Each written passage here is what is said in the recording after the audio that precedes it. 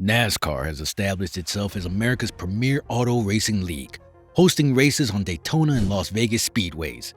However, the iconic U.S. sports racing has had many rough years plagued with crashes, deaths, and low ticket sales. What happened to NASCAR? NASCAR started as a rough sport around the 1920s and 30s when prohibition was in place against the production and transportation of alcohol in the United States. With moving the alcohol, drivers mostly evade and outrun the police. Some had to alter their cars to make them faster and more powerful. As time went on, all these drivers became skilled racers, and in the late 1930s, they came together and started organizing some races on dirt tracks designed for horse racing. By early 1947, Bill France saw the potential for a unified series of racing competitors and announced the foundation of the National Championship Stock Car Circuit, now known as NASCAR. He went on to organize and promote bigger and more famous races each year, and around the late 1940s, he put a sanctioning body together to regulate the race and make a set of essential rules. The sanctioning body became NASCAR in 1947. The first NASCAR strictly stock race was held at Charlotte Speedway in 1949 and won by driver Jim Roper. Over the years, NASCAR signed sponsors such as R.J. Reynolds, and the tobacco company signed broadcasting deals to get the racing on TV. They also signed licensing deals, opened new tracks, expanded to different parts of the country, and became big and popular in the mid-2000s. NASCAR was at its peak between 2005 and 2006. Do you remember that Will Ferrell movie Talladega Nights that focused on the world of NASCAR? It opened #1 at the box office and got massive views because of NASCAR's popularity. Another movie was released that summer and was also influenced by NASCAR. Their popularity was also evident at the Daytona 500 race, which reached over 19 million viewers. While NASCAR continues to lead in total TV viewership, Formula One and IndyCar are gaining traction in the US. Formula One has a large reach on social media. When looking at metrics like Instagram, followers can help us understand where F1 and NASCAR stand. The Formula One Instagram page has 20.3 million followers, whereas NASCAR only has 1.6. Formula One also got an edge over NASCAR by breaking into mainstream media with its Drive to Survive series, which has 4 seasons and is still going strong. According to Netflix data, Season 4 got over 4 million viewers in 3 days after its debut. Where did NASCAR go wrong? They've been losing TV viewers and sponsors and having several troubles filling the stands even after losing thousands of seats in the stadium. The reason behind the decline can be very difficult to identify, but there are a lot of reasons which are connected. Number 1, NASCAR alienated its core stock car racing fans. In a bid for expansion and more popularity and to attract a new audience, NASCAR moved into a more popular market in the 1990s, built several tracks in Las Vegas and in Southern California, then shut down some iconic venues in America's southern states. This move backfired, and the new crowd converted into something other than the die-hard loyalists the sport had and needed. Also, the move damaged the sport's brand identity. The days of getting up in person with the drivers are long gone. Drivers struggle to mingle with fans during pre-race ceremonies and fan zone events, but it is difficult for them to do so while doing their duties. So fans now see drivers as soft guys who hop into luxury rides without having to go through hard knocks like the Intimidator or Richard Petty. Number 2, the 2007 infamous car redesign. Named the Car Tomorrow, NASCAR's new car design was less noisy and safer, but had fewer speed pileups and more single-file racing, which didn't sit well with the fans.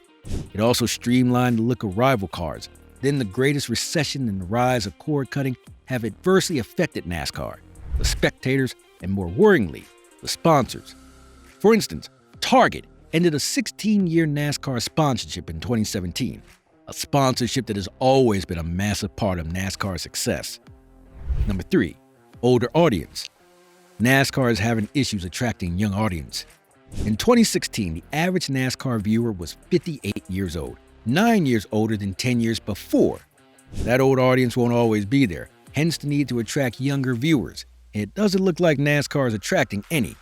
Younger generations don't care about cars and mechanics like the older generation does.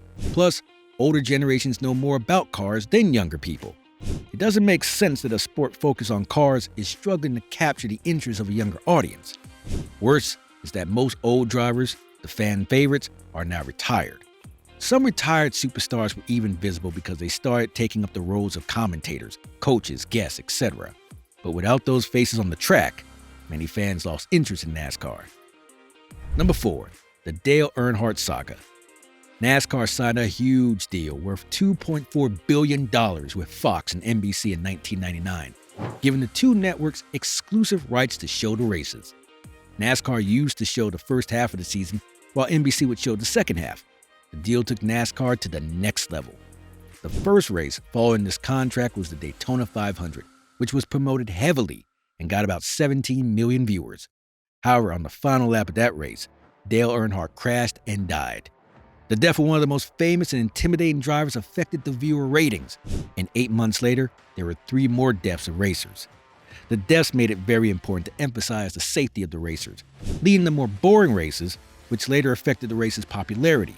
The deaths contributed to the designing of a safer but less fast car tomorrow, which fans criticized for being too boxy and boring. We all knew what would happen next. Fans lost interest, and hence, low turnout.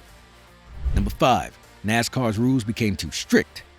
In 2004, NASCAR introduced the Chase for the Nextel Cup, which for the final 10 races, they would only make the top 10 drivers compete for it and then reset their standings. These were done to make the final races more critical, and since then, they have twisted and altered this format by changing the point system, adding drivers, and so on. This format was way different from the pre-2004. People who quickly figured it out were clamoring to get the classic format back, or at the very least, stop twisting the rules every time. Number 6. BRYAN France. Many people, including old and new NASCAR fans, do not like this guy. NASCAR is a family business established by Bill France. In the 1970s, his son Bill France Jr. took over, and in 2003, his son Bill France took over, but is no longer in charge because Jim France has recently taken over. Several people criticized BRYAN France for not attending races. He was expected to be the Mark Cuban of NASCAR, but he wasn't. People also questioned his leadership decisions, including introducing the car tomorrow. One of his recent absences from the race was associated with DWI and drug possession. He is just not the fans' favorite, and they do not regard him as the company's best face. Number 7. The economy. The average cost for a ticket to a NASCAR Cup race ranges from $30 to $120. The economy isn't so great, and inflation is taking a toll on everyone. Attending the race can involve traveling down the track, lodging in a hotel, and so on. Lodging in a nice hotel lately is not for the common man. Part of the reason the stadiums are so empty. Number 8. Streaming services. Almost all sports, including NASCAR, have to contend with the rise of several streaming services. These services offer different content across different platforms, from sports to music. As these streaming platforms provide entertainment and relaxation, NASCAR's lengthy races have become secondary. Remember that rule changing and format twisting has always turned people off from the sport.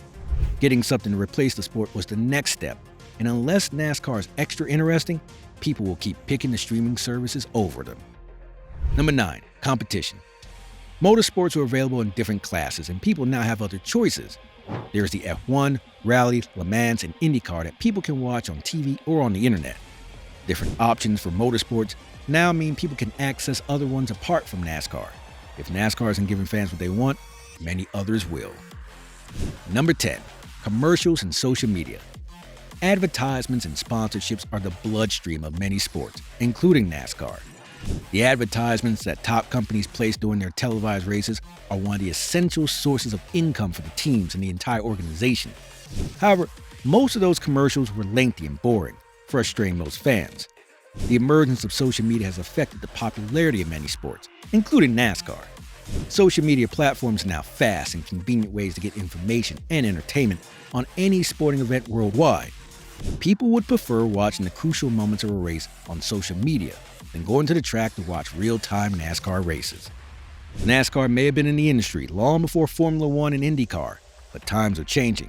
They lost their fan base, at least a large part of it, to their competitors. They may reevaluate their management and boost their popularity.